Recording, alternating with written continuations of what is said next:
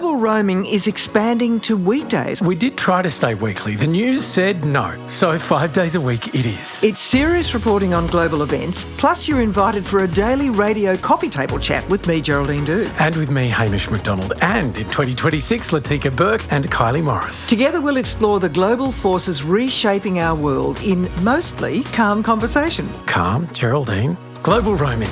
Search for Global Roaming on the ABC Listen app or wherever you get your podcasts. ABC Listen. Podcasts, radio, news, music and more.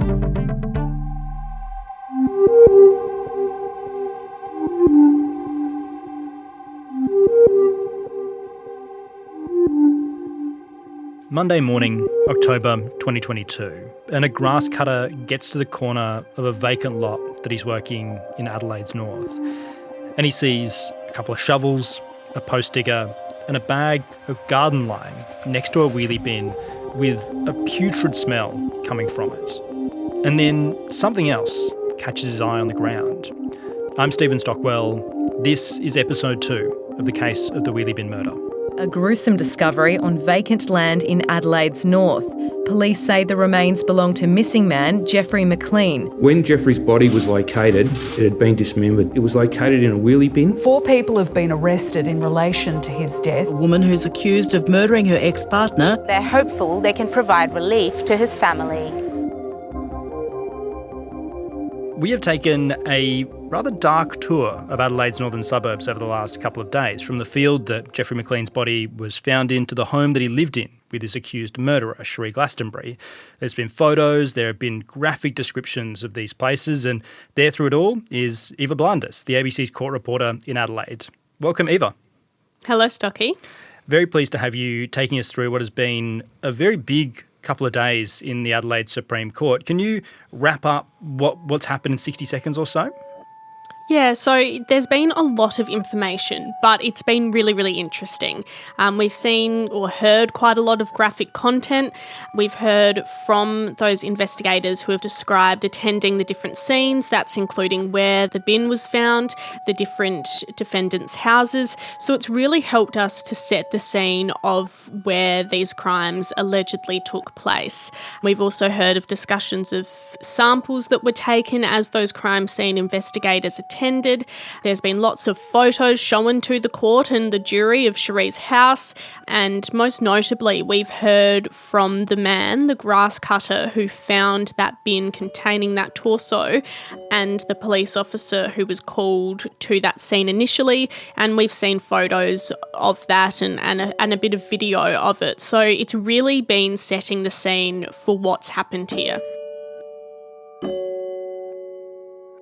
Yeah, thank you. It's painted this kind of incredible picture of the place we're dealing with in sort of the suburbs of northern Adelaide, the people that are involved as well. And there are a number of people involved in this trial at this stage. I mean, I mentioned Geoffrey McLean. It was his body who was found in the wheelie bin in the vacant lot on Cheviot Road. But then we also have Cherie Glastonbury, who, as I mentioned, Geoffrey McLean was living with. Cherie's accused of Geoffrey McLean's murder, along with Mark Murphy. Now, Mark Murphy is in the dock with his twin brother, Peter Murphy, as well as Peter Murphy's partner, Lynette Sexton. And when this comes up, we'll make sure we refresh this and give you a sense of place for all these people as well. But Eva, I really want to start today with the guy that found the wheelie bin that Geoffrey McLean's body was in. He was a contractor. He was out mowing grass on the vacant lot that the bin was in a place called Cheviot Road, this kind of industrial estate.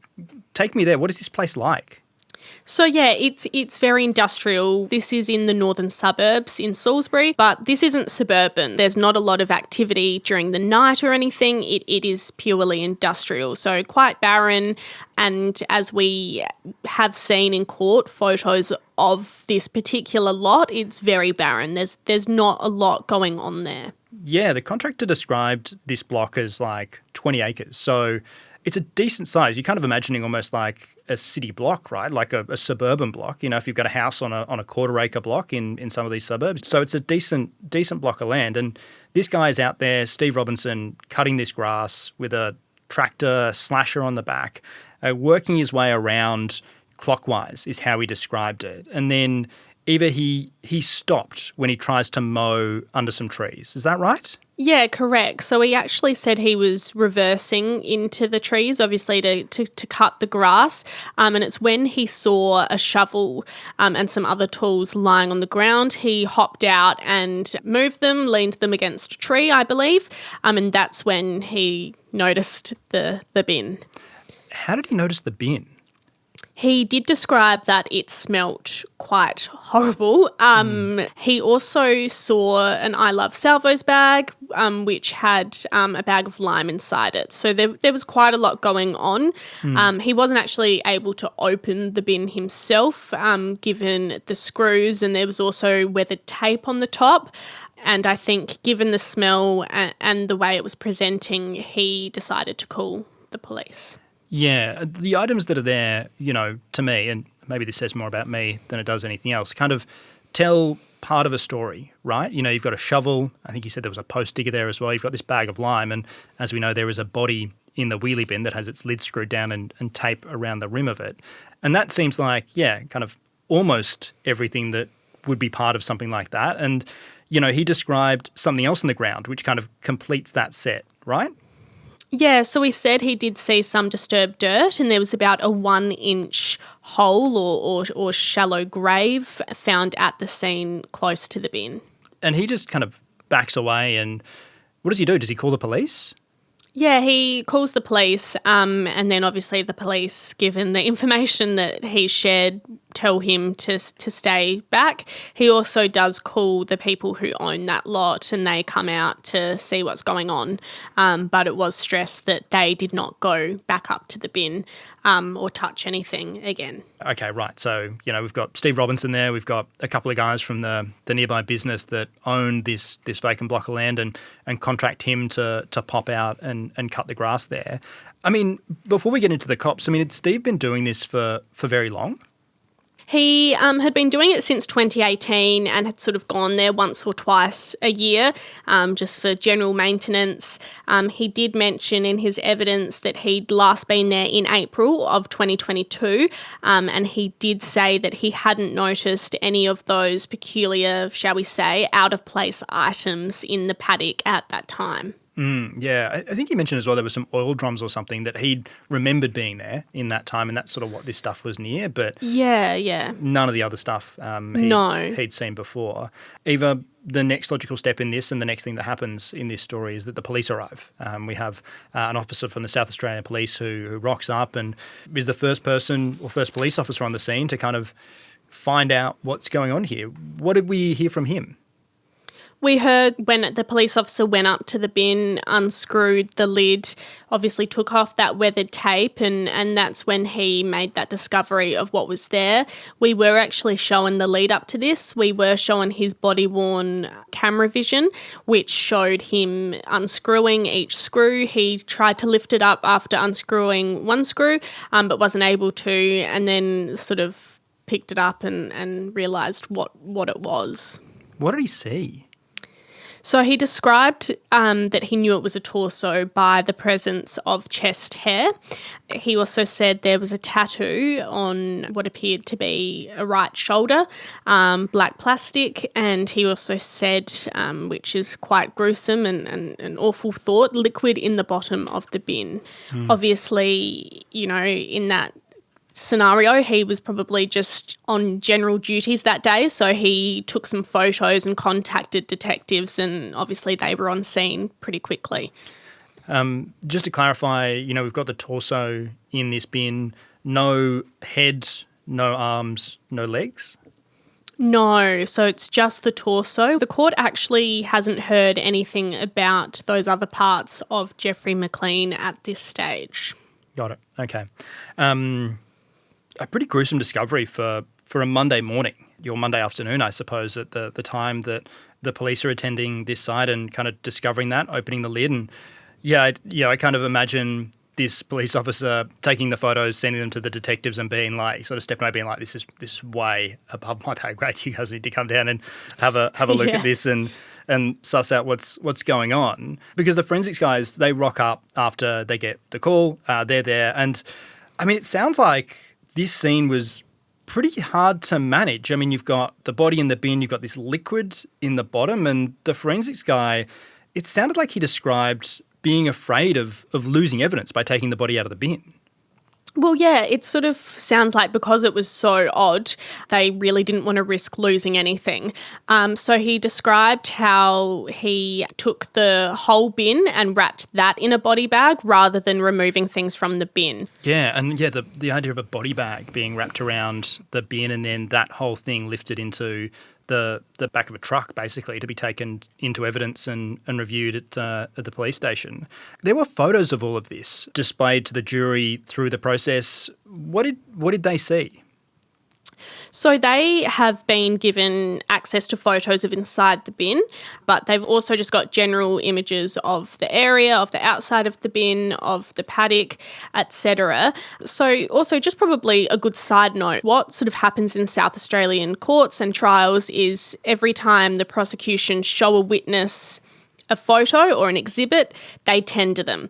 So then when they're tendered, a copy is given to the jury and they get to see what the witness is seeing, and then they can refer to that whenever they want. Yeah. So it's sort of then up to the discretion of the court as to what the public sees. In this case, we weren't shown, like, some of the photos were shown to the court on a slideshow up on the screen, but in this case, due to the sensitivities, the judge decided to not show those photos of the inside of the bin to the public gallery. Right, okay. So you haven't seen them, but the jury has them in like a book or something, or are they working through individual exhibits that are given to them as the different witnesses sit in the witness box?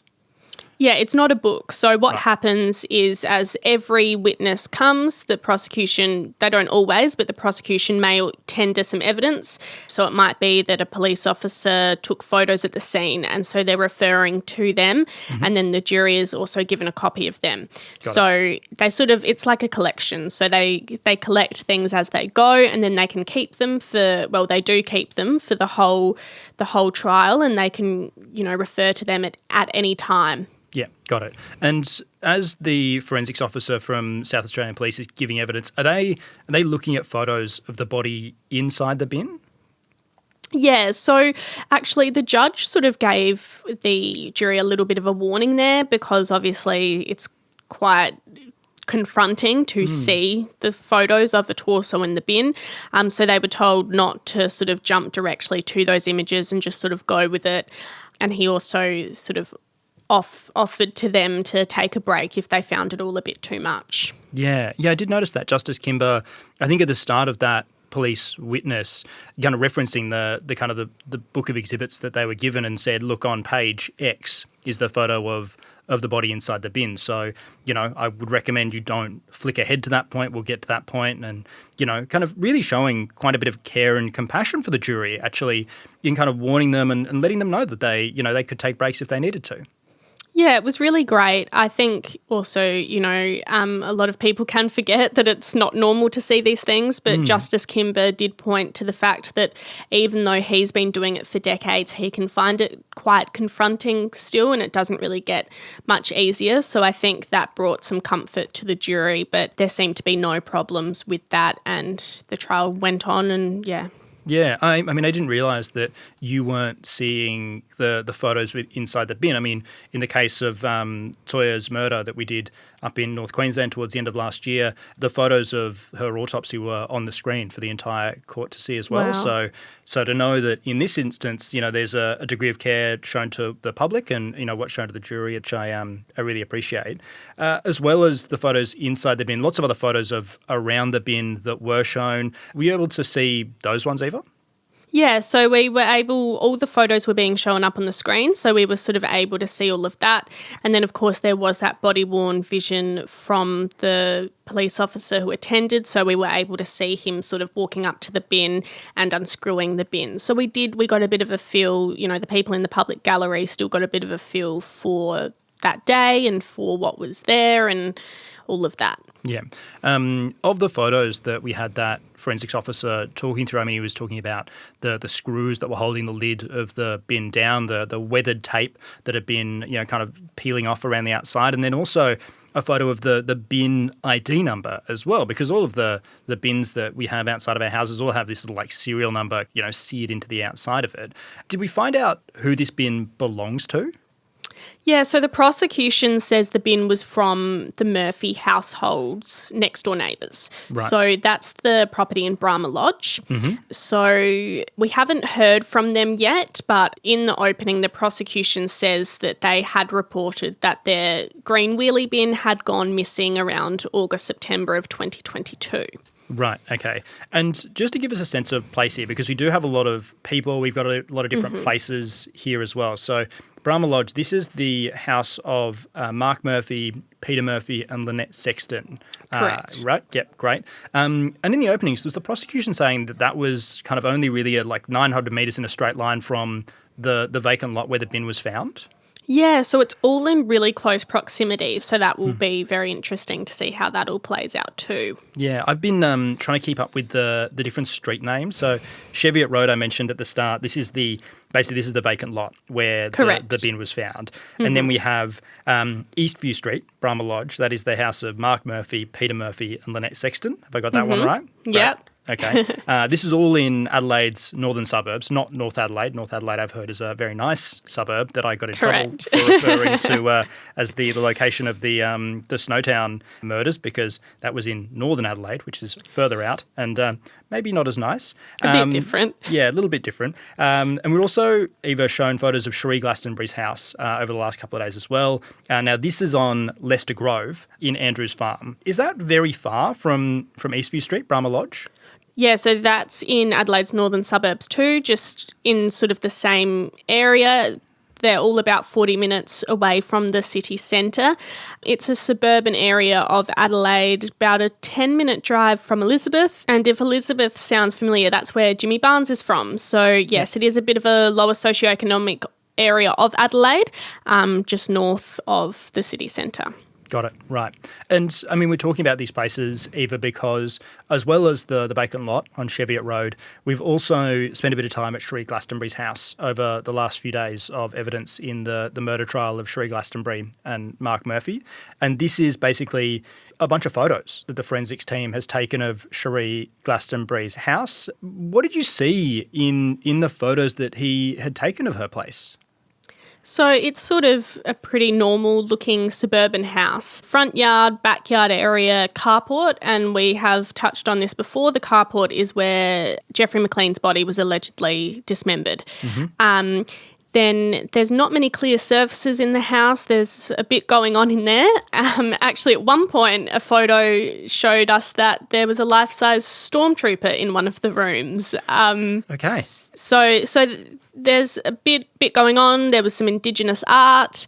What's this house kind of look like? 2-story, single-story, brick, wood? What's the vibe? Single-story brick, pretty sort of standard suburban home, really. Yeah, right. I think the area is kind of like 70s, 80s kind of development. So if you've got a sense of outer suburban Australian architecture from that era, it's probably looking how you're imagining this looks. Eva, as well as seeing those photos from the forensics guy, this was in the morning when he first attended the property. This was the day that Cherie Glastonbury was arrested. And then he came back at night because the stuff they use to find blood works better at night. Is that right? Yeah, I'm finding it all really interesting. So it's this chemical called luminol, and when it's applied and identifies blood, it glows blue. So it was used on a bunch of different stuff from what we've heard, and quite a few samples were taken. Yeah. And the carport was an area they kind of focused on with this search. I mean, we heard in the prosecution opening that that's where the prosecution alleges that Geoffrey McLean's body was dismembered, I think. So was that an area that this guy spent a bit of time? Yeah, definitely. And there was some blue glowing, shall I say, near the bottom of a post. And so a sample was taken from there. Yeah. Was there much of a cross-examination of any of the people that we've heard so far in this trial? I mean, we've had a number of police witnesses. We've had the contractor. You know, we have the kind of the for defence teams sitting at the bar table. So, among them, 7 odd barristers. What are they asking as we're going through these, these witnesses? Yeah, so Mari Shaw, she's Cherie Glastonbury's barrister. I should say Mari Shaw KC. She has been cross-examining some witnesses here and there, and also Bill Boko, who is also KC. He's Mark Murphy's defence counsel, and he's also been asking a few questions here and there. But we are yet to hear from Miss Sexton's and Peter Murphy's counsel. Yeah, okay, so we've got Mari Shaw and Bill Boko, both KC, I should also add. What are they asking? What sort of questions are they going into here? They've been asking a little bit about the luminol. So Mari Shaw has been asking about how it can work, whether it can give false positives, so whether things like urine or other things can trigger that glowing blue. Yeah, okay. One of the things that the forensics officer did say was that, they had this, positive swab or, positive luminol result underneath one of the posts, and they took a sample from that. And following that, we actually had a jury question come to Justice Kimber asking whether or not the blood found was Geoffrey McLean's. Where did that get to? Have we got an answer to that question yet? So the judge did consider that for a while, but he did come back, I think it was Friday, and said he wouldn't be able to answer it at this time. But the jury did hear in the opening that it will be alleged that Geoffrey McLean's blood was found at the scene. So that evidence hasn't been presented yet. We are going to get into that DNA stuff a bit later on in the trial, so watch this space. We'll touch back on that in due course. Yeah, got it. This is the thing, openings are really just the prosecution's case being spelt out. It's them saying, look, at some point through this trial you're going to hear evidence of X or of Y, and in this case, the DNA evidence that they are yet to present, the prosecution is saying says that there's a likelihood that the blood found was that of Geoffrey McLean. So it'll be up to the jury to decide if the likelihood is high enough for them to kind of believe what the prosecution is saying. Yeah, exactly. And another really important thing that I think we all sort of forget, and the jury is reminded of this, the prosecution opening isn't evidence. So the jury can't actually take that as fact or as evidence. They have to wait until they hear that evidence from a witness. Yeah, and I always need to remind myself as well that the evidence isn't the questions being asked of the witness as well. It's the answer that the witness is giving. Yeah. Because often usually in a cross-examination, there'll be a proposition put to a witness, and the proposition is not evidence. It is their answer that is the evidence. So if it's a denial of that, then obviously the proposition is not something that be considered when the jury is considering their verdict. Eva, thank you so much for taking us through the last couple of days. We do have some questions that have come into the case of inbox. There's a heap of people that are getting around the case of the Wheelie Bin murder, and I'm incredibly curious about the way that we're going about this and how things are unfolding in the trial. And I want to start here with an email from Steve. He's been in touch from the UK. He's an Aussie expat over there. He's wondering why we refer to defendants by first, middle and last name. He says the middle name thing seems like an Aussie peculiarity. Is there a reason for this, or are you just being polite? A bit of both. No, it is mainly a legal thing, just in case. It's sort of to cover our asses, really, for lack of a better term. There could be another Cherie Glastonbury out there, and it's just to make sure we're not defaming anyone in any way. Yeah. Hopefully former Carlton AFL captain Mark Murphy isn't listening in and preparing his defamation proceedings. I hope not. as we go. Eva, as well as Steve, we've got an email here from Francis. Francis writes, what happened to the missing juror? Were they late, or did they simply never turn up again? In our last episode, we talked about how Justice Kimber, when addressing the jury during the openings, realised that instead of there being 15, there were only 14. And Francis is wondering what happened to the missing one. Well, Francis, you don't need to worry. They were found. We're not sure where they were. They were honestly gone for seconds, really. I think they were probably in the bathroom or something. But no, all 15 are still standing. Wonderful news. Eva, no court on Monday this week. Are they back in today? Yeah, they're back in today. The court will be sitting until about midday, and then they will be heading off to view the different sites that are brought up in this case. Oh, right. So doing the kind of the tour that we were talking about a bit earlier in this episode. Yeah, pretty much. So they'll be seeing that for themselves. They'll be taking a bit of a tour of all those key locations in this trial. Again, that is not evidence, so to speak. It's just to assist the jury in understanding the different scenes. Yeah, great. And I guess the distances between them, all that sort of thing. And yeah, again, in the case of Toy's murder, there was a beach visit as part of that, the beach that Toy accordingly was murdered on. The jury travelled out there. And one of the stranger things about that were the photos that I saw after of all of the barristers and the judge in just normal civilian clothes. It was really jarring, actually, to see see the judge in that case just in, like, an Under Armour T-shirt with a little backpack on. It can be. It's a bit like, you're not in your robes. Yeah. Yes. Look, Eva, thank you so much for taking us through everything. No worries. For this one. If you have any questions that you'd like Eva or myself to answer, please get in touch. thecaseof@abc.net.au is our email address. You can also get the best of not just The Case Of, but all sorts of other ABC audio products on ABC Listen. Jump onto your favourite or, I guess, prescribed app store and grab that. And also tell your friends. If you've got a group chat and you are looking for something interesting to kind of win a few emoji reacts, start telling them the story of the case of the Wheelie Bin murder. And I expect you'll have started a conversation before too long.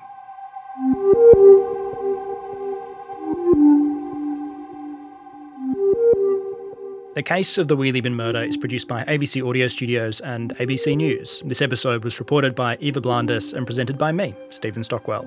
Our supervising producer is Greg Muller and our executive producer is Claire Rawlinson. This episode was produced on the land of the Kaurna and Wurundjeri people.